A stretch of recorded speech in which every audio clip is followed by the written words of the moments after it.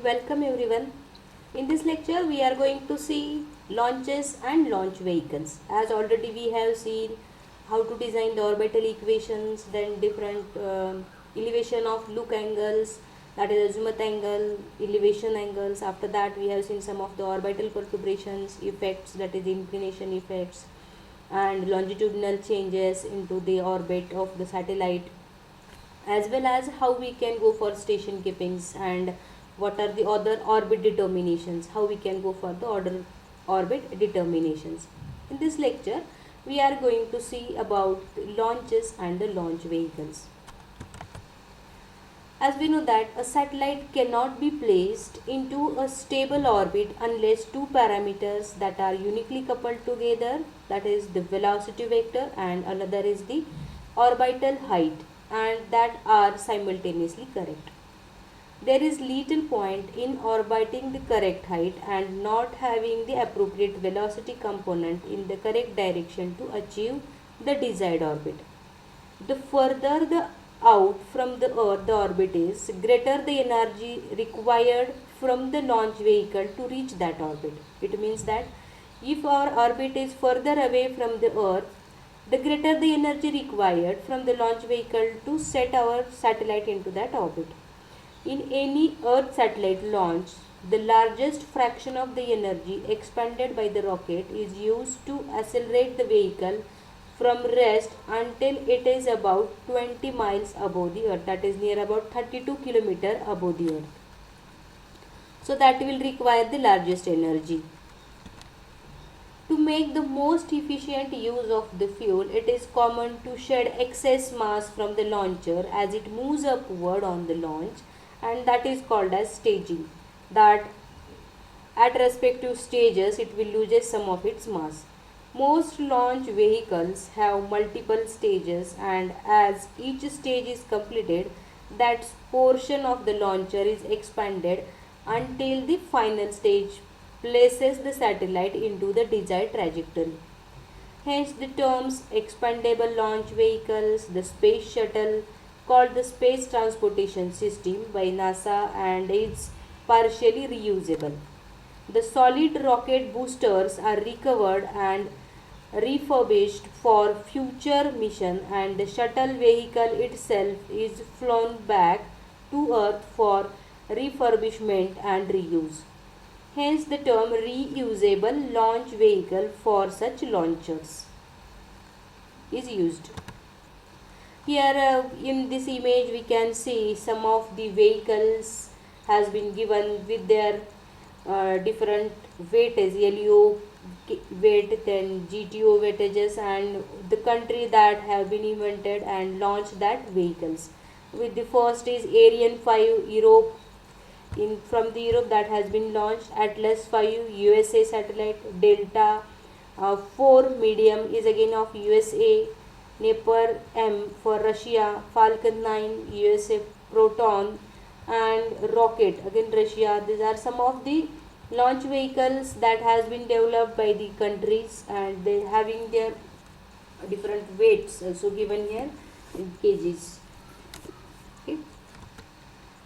So there are some of the factors that will be required for the selection of a launch vehicle. That is, depending on these factors, we can go for the better selection of the launch vehicles. That first criterion we have to apply for the selection of launch vehicle, maybe what should be its price and cost. Then how it will be reliable, that is for recent launch success, failure history that we have to go for, and also dependable launch schedules, that urgency of the customers, whether it will be very urgent or some time maybe they are in hand for the launching. What should be the performance of the vehicle? These are some of the factors that we should know here. Then spacecraft fitness, safety issues related to the space vehicle, launch site locations, availability of launch site, vehicles and schedules.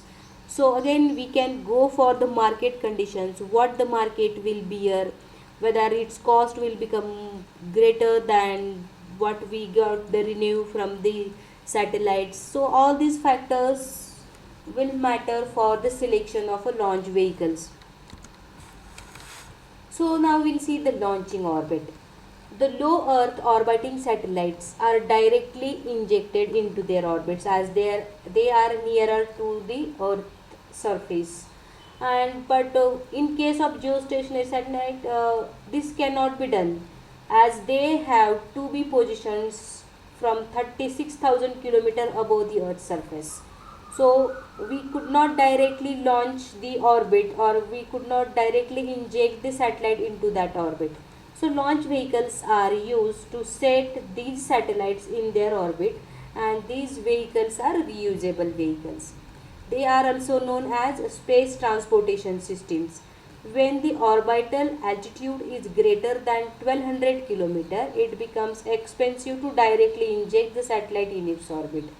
So for this purpose, a satellite must be placed into a transfer orbit, that is between the initial lower orbit and the destination orbit. We will see this one with the help of the diagram, that what is the initial lower orbit and destination orbit, and how the transfer orbit will operate. The transfer orbit is commonly known as the Hohmann transfer orbit. Here in this figure we can see that this is the trajectory that is followed by the satellite to reach into the destination orbit. From this Earth we are sending our satellite into the lower Earth orbit, that is into this green plane. Initially the satellite will be orbiting, and once it will come, it will shift from the low Earth orbit towards the transfer orbit, that is now having the different trajectory. So at this instant they may have some thrusters and gas jets that will may cause the satellite to change its orbit. Now this will be changing, rotating into this transfer orbit, and again after that, with the help of some thrusters, we can send it into the destination orbit. So here the yellow portion is nothing but transfer orbit or Homann's orbit. In this same figure is given here, this is the Earth and this is low Earth orbit. Initially satellite is orbiting into this, so we can directly inject the satellite into the low Earth orbit, and after that it will be revolving into this, and at some instant when it will got a specific velocity, with some acceleration or some smaller forces, we can make the satellite to orbit away from the low Earth orbit, and it will transfer into the Homann's transfer orbit. And in the same fashion we can make it to change its orbit to the higher Earth orbit, which is the destination orbit or geostationary orbit, geosynchronous orbit, in which it will get uh, launched, that is near about 36,000 kilometer away from the surface of the Earth.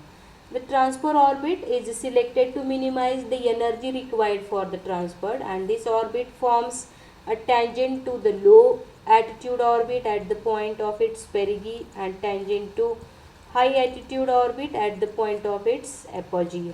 We can see here, this is the perigee point, have made the tangent to the low Earth orbit, and at the point of perigee, that is farthest away from the center of the Earth point, again it will make a tangent to the altitude of the higher orbit. In this way the transfer orbit will work. The rocket injects the satellite with required thrust into the transfer orbit, and with the STS the satellite carries a perigee kick motor which imparts the required thrust to inject the satellite in its transfer orbit. Similarly, an apogee kick motor, that is we are using here kick motors for satellite to switch from one orbit to the another orbit, and that will give the more kinetic energy to them. So that is kick motor orbits we are using here. For A is apogee kick motor is used to inject the satellite in its destination orbit. It means that at this tangent point the kick motor will kick, and satellite will goes into the transfer orbit from the lower orbit. Again at the point of apogee kick motor will give the energy to the satellite to switch from inject from the transfer orbit to the destination orbit. Generally, it takes 1 to 2 months for the satellite to become fully functional. The Earth station performs the telemetry, tracking and command functions to control the satellite transit and functionalities. It is better to launch rockets closer to the equator because the earth rotates at greater speed here than that at either poles. This extra speed at the equator means a rocket needs less thruster and therefore less fuel to launch into the orbit. In addition, launching at the equator provides an additional 1667 km per hour of speed once the vehicle reaches orbit. This speed bonus means the vehicle needs less fuel and that freed space can be used to carry more payloads. Here we can see the different stages of the GEO satellite when it will get launched into the GEO orbit, that is from the center of the earth. There are all the stages are given here. Initially this is the Atlas Centaur launch T0 from the earth station. It has been launched having the first stage. At the second stage there is another firing that will make the satellite to move in this direction. So from this it will come to the transfer orbit, or we can say that initially this will follow the total one revolution. We can say here this will followed by the satellite, and now it will come to the third stage, transfer orbit injection, then fourth, and initially it will follow the steps here: satellite separation, spin ups, T&C, line establishment. So all these things. In this way the satellite will be launched into the final orbit. And now the station acquisition, satellite will be located into its original space. So near about 21 stages will be required for the satellite. So we can see here, this is the first stage, second stage, this is third, fourth, fifth, sixth, 7, 8, then 9 stages, 10, 11, 12. Now it will come about here in 13, then 14, that is reorientation for drift orbit velocity corrections. 15 is initiate drift orbit velocity corrections, then drift orbit velocity correction completed, then design for and deploy solar arrays. Here after that it will open its solar arrays and antennas. So now it will take energy from the solar for operations. So solar panels, it's on its fringes they have maintained. And here is sun acquisition. To the sun it will be inclined. To sun the solar panels are inclined, and earth capture 20th. Towards earth it will be, its antennas will get located towards the earth station, and this is the station acquisition. So it will take near about 1 to 2 months for the satellite to function properly. So with respective time intervals has been given here: 1 hour, then 4.5 hours to come to the 20th stage, and after this 21st stage it will get acquired into its orbit. So we can see here also for launching the time is given. Here is T0 to 15 seconds. For second it is how many times it will take, that is the seconds, minutes and hours has been given. For fourth stage it will take 10 seconds. For 5, 2 minutes, 2 seconds respectively. Also time is mentioned here during the journey of a satellite from the earth station to the orbit. So in this way satellite will get launched into the geostationary orbit. So near geostationary orbit there are some of the orbital effects in communication systems performance, and there are number of perturbing forces that cause an orbit to depart from ideal Keplerian orbit. The most affecting ones are gravitational fields of sun and moon, some non-spherical shape of the earth, then reactions of the satellite itself to motor movements within the satellite. Thus the earth station keeps maneuvering the satellite to maintain its position within a set of nominal geostationary coordinates. Thus the exact geo is not attainable in practice, and the orbital parameters vary with time. Hence these satellites are called as geosynchronous satellites or near geostationary satellites. The orbital effects in communication systems performance is there are different effects. First effect we are going to see is the Doppler effect. To a stationary observer, the frequency of a moving radio transmitter varies with transmitter's velocity relative to the observer. If the true transmitter frequency, that is the frequency that the transmitter would send when at rest, is ft, and the received frequency fr is higher than the ft when the transmitter is moving towards the receiver. The received frequency is higher than the transmitted frequency when the transmitter is moving towards the receiver, and it is lower than the transmitter frequency when the transmitter is moving away from the receiver. What we can say here is, what Doppler effect says is, we have two frequencies. ft is the transmitter frequency, fr is the receiver frequency. Receiver frequency is higher than the transmitter frequency when the transmitter is moving towards the receiver, and the receiver frequency is lower than the transmitter frequency when the transmitter is moving away from the receiver. Mathematically, the relationship between the transmitter and receiver frequencies we are going to define, and that is fr minus ft by ft is given as change in frequency by ft, transmitter frequency, and which is vt, that is by vp, where vp is phase velocity and vt is transmitter velocity.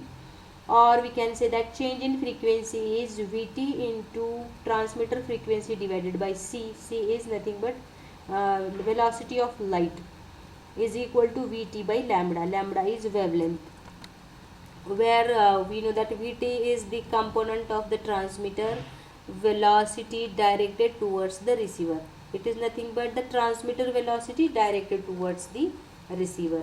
Vp is equal to c, that is the phase velocity of light, and lambda is the wavelength of the transmitted signal. If the transmitter is moving away from the receiver, then transmitter velocity is negative, and this change in frequency is called the Doppler shift. The Doppler effect, or more commonly just Doppler, is called. For geostationary satellite, this effect is negligible, but for low Earth orbit satellites, this effect will be the main factor, we can say here. How we can define the Doppler shift is, if the transmitter is moving away from the receiver, the transmitter velocity which is directed towards the receiver is negative, and this change in frequency, that is change in frequency delta f, is, what is the equation, that is vt, that is transmitter velocity directed towards the receiver into the transmitter frequency divided by phase velocity of light, or which is given as transmitter's velocity towards directed towards the receiver divided by wavelength. This change in frequency is called as Doppler shift, that is delta f is equal to vt by lambda is called as Doppler shift or Doppler effect, or more commonly we can simply call it as Doppler, and which is negligible for geostationary satellites. The another factor that will affect the communication system's performance is range variations. Even with the base station keeping systems available for geostationary satellite, the position of a satellite with respect to the Earth exhibits a cyclic daily variations. The variation in position will lead to a variation in range between the satellite and the user terminals. If time division multiplexing is being used, careful attention must be paid to the timing of the frames within the TDMA burst so that the individual user frames arrive at the satellite in the correct sequence and at the correct time. The another parameter is eclipses, Earth eclipse of a satellite. If the Earth's gravitational plane orbit coincides with the plane of the Earth's orbit around the Sun, geostationary satellite would be eclipsed by the Earth once each day. From this diagram we can see that what is an Earth eclipse of a satellite. Satellite is continuously rotating around the Earth. So this is the Sun and this is the Earth. Earth is given here. Earth is also rotating, and this small dot is nothing but the satellite which is rotating around the Earth and which is at a geostationary orbit. So the satellite is revolving around the Earth in a geostationary orbit, and Earth is also revolving around the Sun. So every day there is a time when the Earth is in between the Sun and the satellite. That is, see, we can say that when the satellite will come at this point, satellite will be in eclipse or it is in the shadow of the Earth. That satellite will not face to the Sun. The same point will be given here at here, that the satellite is revolving around the Earth, and at this point the satellite is in the shadow of the Earth, and satellite will not be imposed, will not be exposed to the light of sunlight. So this is called as satellite in eclipse. So every day once it will occur that satellite will be in eclipse. So near the time, and when it will occur is near the time of spring and autumn equinox. So these are the called as equinox, autumn equinox and spring equinox. When it will occur, when the sun is crossing the equator and the satellite passes into sun's shadow. That is, sun is crossing the equator of the Earth. This is the Earth which is revolving, and sun is passing the equator of the Earth, and the satellite passes into sun's shadow. This happens for some duration of every day. Every day this will occur. So, and this is the position of the Earth and the satellite which is in a clear view of the sun. Sun can also view the satellite. So this will never occur. Here eclipse will never occur. This will occur for autumn equinox and for spring equinox, when the sun crosses the equator of the Earth. Here it will not crosses the equator of the Earth. So this point is the equatorial plane of the Earth is tilted at an angle of 23.4 degree to the ecliptic plane, and this keeps the satellite in full view of the sun for most days of the year. So this will happen for most days of the year. That is, sun will view, or satellite is in full view of the sun, so it will access the sun energy. For geostationary satellite, eclipses occur during two periods that begins 23 days before equinox and end 23 days after equinox periods.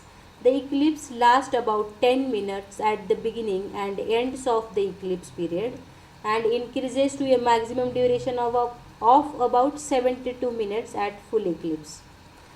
The solar cells of the satellite become non-functional during the eclipse period, as the solar satellite is totally under the shadow of the Earth and that will not be viewed by the sun, so that solars are not exposed to the sunlight. So these solar cells will not be functioned during this eclipse period, as it will not receive the power from its solar array. The satellite is made to operate entirely from its batteries, so that these batteries are designed to operate with a maximum depth of discharge. The depth of discharge therefore set the power drain limit during eclipse operations. Satellites can suffer many of their equipment failures or component failures under sudden stress situations, or eclipse periods are therefore monitored carefully by ground controllers, as satellite equipments will fully access the battery, or it will access the power from its battery. So again we have to maintain that it should not be fully exhausted, as it could not be rechargeable there, or sun energy will not be accessed in this period.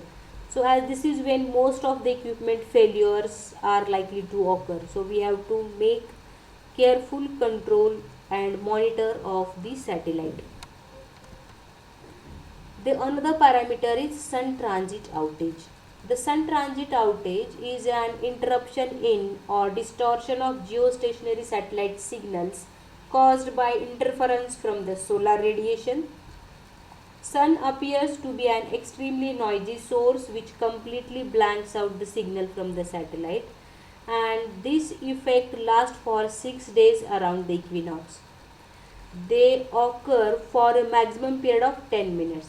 Generally, sun outage occurs in the February, March, September and October, that is around the time of the equinox. At these times, the apparent path of the sun across the sky takes it directly behind the line of sight between an earth station and an satellite. As the sun radiates strongly at microwave frequencies used to communicate with the satellite, that is K band, KU band and C bands will be used for communicate. The sun swamps the signal from the satellite. The effects of a sun outage can include the partial degradation, that is an increase in the error rate or total disruptions of the signal, as the sun will having some temperature noise that will get added with the signals and some destructions of the signals will be there. As the sun radiates strongly at microwave frequencies used to communicate, and that will swamps the signal from the satellite. The effect of sun outage can include partial degradations, and that is an increase in the error rate or total destructions of the satellites. Here from this diagram we can say that this is the earth stations which will receive the signal from the satellite. Satellite is in a geostationary orbit, and this is the sun. That will having some thermal noise from the sun that will get added with the signal from the satellite. So there are some of the points it will happen that this thermal noise may cause the change into the signal, or that will get added with the original signal and it will swamps out the signals. So this is called as sun transit outage. So in today's lecture what we have seen is initially we have looked for the launches and launch vehicles, then the orbital effects in the communication system performance, what are that is Doppler effect, then sun eclipse or satellite eclipse we can say here, and after that we have seen this sun transit outage and some range variations. So number of factors that will affect the communication performance of the systems. So in next lectures we are going to see the actual subsystems of the satellite. Thank you.